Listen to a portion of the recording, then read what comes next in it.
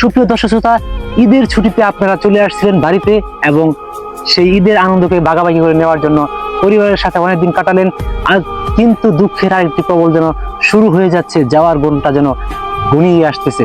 সুপ্রিয় দর্শক শ্রোতা, যে যেখান থেকে থাকেন, দেশের টান মায়ার টান, এই টান ছেড়ে যেতে মনে খুবই আক্ষেপ এবং মনে খুবই কষ্ট লাগে।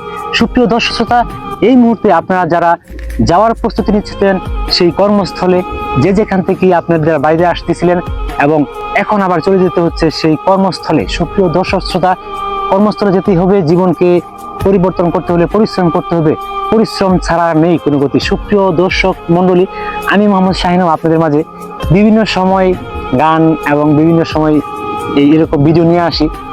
তো আলহামদুলিল্লাহ, আপনাদের দোয়া এবং ভালোবাসাই যে আপনারা আমাকে এত পরিমাণ ভালোবাসা দিচ্ছেন, আপনাদের এই ঋণ, আপনাদের এই ভালোবাসা কখনোই আমি ভুলতে পারবো না। কারণ আমার ছোট্ট ছোট্ট করে আজকে 13,000 পরিবারের সদস্য, আমি এতে অনেক কি মনে করি যে আমার 13,000 ফলোয়ার।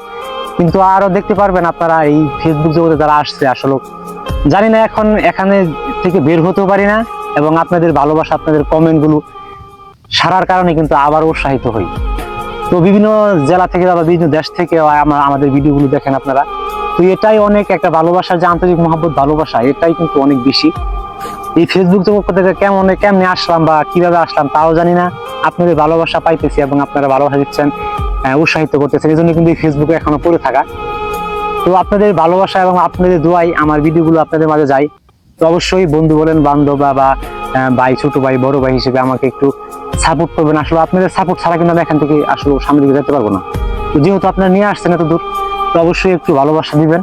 অনেকক্ষণ লং হয়ে গেল ভিডিওটা, তো আবেগের বশতে শুরু করেছিলাম।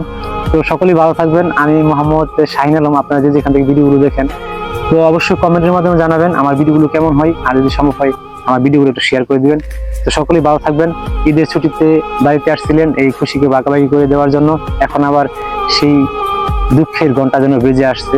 সকলকে যেতে হবে তার কর্মস্থলে।